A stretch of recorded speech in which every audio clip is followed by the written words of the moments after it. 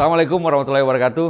Jumpa lagi bersama saya, Andi Malarangen, dalam bincang-bincang tentang negara dan politik. Dan kali ini kita membahas tentang bangkrutnya Sri Lanka dan jatuhnya pemerintahan di Sri Lanka. Serta apakah hal ini bisa terjadi di Indonesia, di negeri kita yang tercinta ini. Mari kita lihat apa yang menyebabkan Sri Lanka bangkrut. Betul-betul bangkrut. Karena Sri Lanka tidak mampu membayar utang luar negerinya yang begitu besar. Sehingga melakukan default. Artinya bersikap tidak mampu atau menyatakan tidak mampu membayar utangnya. Utang luar negerinya. Inflasi di atas 50%. Lalu membuat harga-harga tidak terjangkau. Bahkan barang tidak ada. Barang tidak ada. Mobil-mobil terpaksa diparkir karena tidak ada minyak BBM, tidak ada. Negara tidak punya devisa yang cukup untuk membeli BBM dari luar negeri. Beli BBM dari luar negeri harus pakai dolar. Nggak punya dolar lagi, nggak punya devisa asing lagi. Dan mau minta pinjaman lagi, pinjaman luar negerinya sudah tinggi sekali. Sekarang sedang negosiasi dengan IMF. Lalu, persoalan Sri Lanka juga adalah karena defisit perdagangan yang terlalu besar.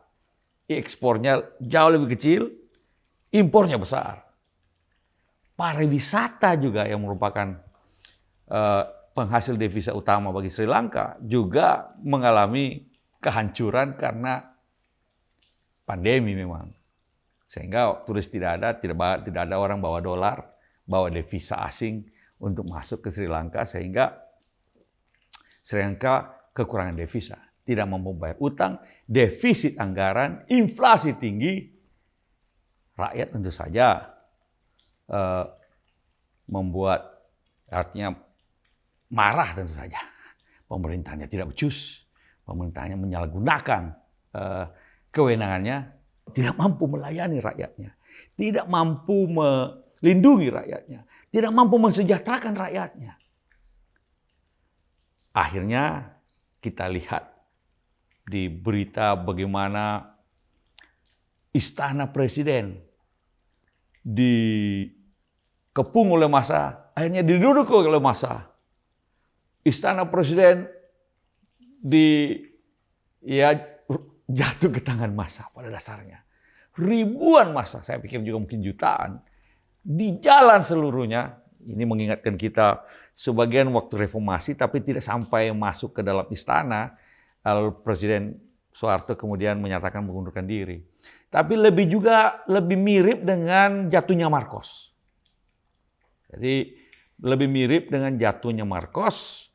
Ketika istana Malacañang kemudian diduduki juga oleh massa, lalu kemudian sepatu-sepatunya Imelda Marcos waktu itu dipajang, dipamer-pamerkan oleh massa pada saat itu. Sekarang Presiden Sri Lanka, Gotabaya Rajapaksa, itu kemudian sudah terbang ke luar negeri, katanya ke Maldives, Maladewa.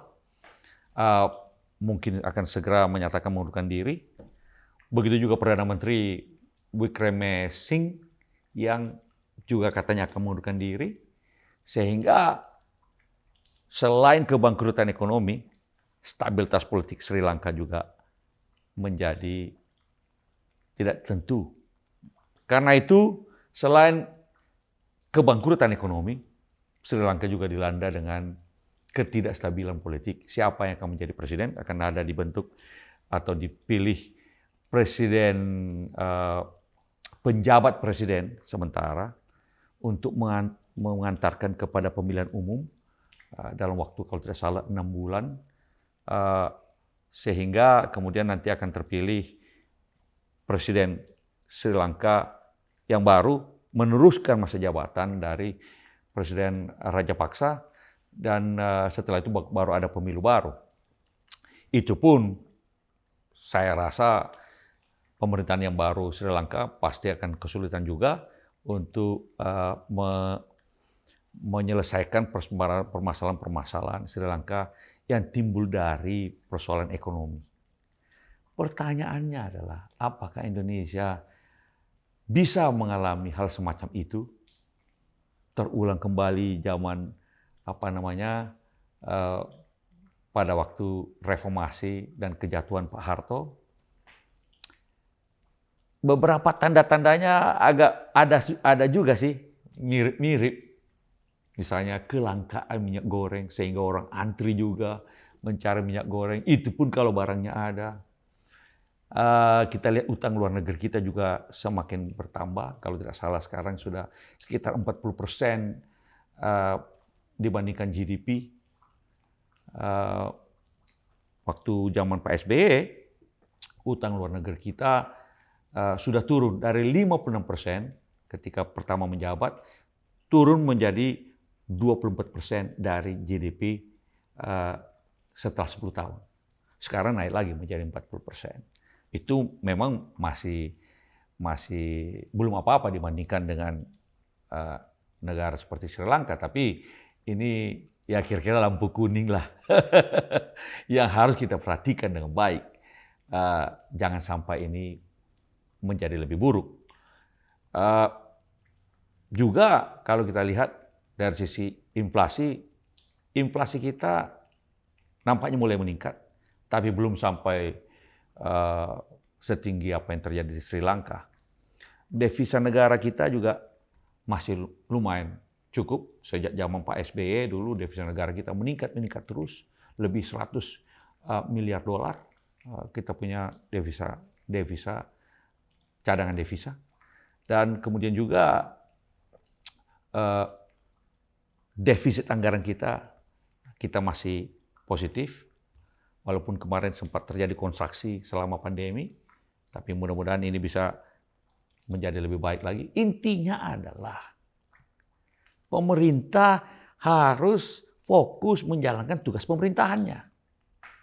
Presiden Jokowi bersama jajaran kabinetnya, ya kan semuanya Pak Presiden Jokowi kerja kan gitu.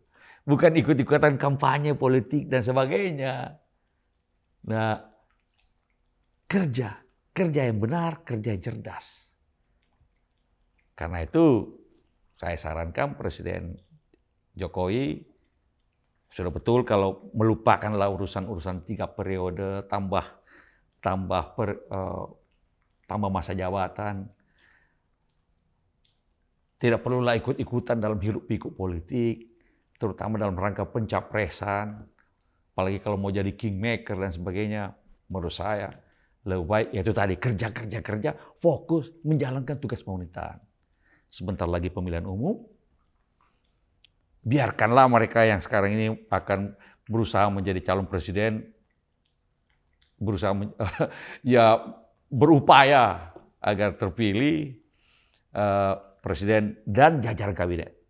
Karena itu menteri-menteri yang ingin terlibat dalam pencapresan pada titik tertentu mestinya ditanyakan sama presiden, mau fokus kampanye atau mau menjalankan pemerintahan. Kalau kau fokus kampanye, lebih baik di luar pemerintahan. Sehingga pemerintahan tetap ada yang ngurus, yang fokus pada menjalankan pemerintahan. Dengan begitu, kita berharap apa yang terjadi di Sri Lanka tidak terjadi di negeri kita. Tidak terjadi di Indonesia. Karena kalau itu terjadi, kita lihat sendiri di layar televisi Sri Lanka masih tidak akan jelas dalam beberapa tahun ke depan. Walaupun sudah ada pemerintahan baru, presiden baru, bagaimana Sri Lanka bisa bangkit kembali? Karena pasti sekarang ini rakyat pun akan terus menagih kewajiban-kewajiban pemerintahan. Jangan lupa, bukan hanya warga negara punya kewajiban kepada negara, membayar pajak misalnya. Tapi negara juga punya kewajiban melindungi, melayani, dan meningkatkan taraf hidup rakyatnya. Menjamin hak-hak dasarnya. Ini semua tugas negara. Dan negara dipimpin oleh kepala pemerintahan sekaligus kepala negara yang namanya presiden di Republik ini. Sekali lagi, kita berdoa Indonesia dijauhi dan diamankan, diselamatkan dari peristiwa-peristiwa seperti negara-negara seperti Sri Lanka itu yang bangkrut dan politiknya menjadi tidak stabil. Mudah-mudahan, amin. Terima kasih, sampai jumpa lagi. Assalamualaikum warahmatullahi wabarakatuh.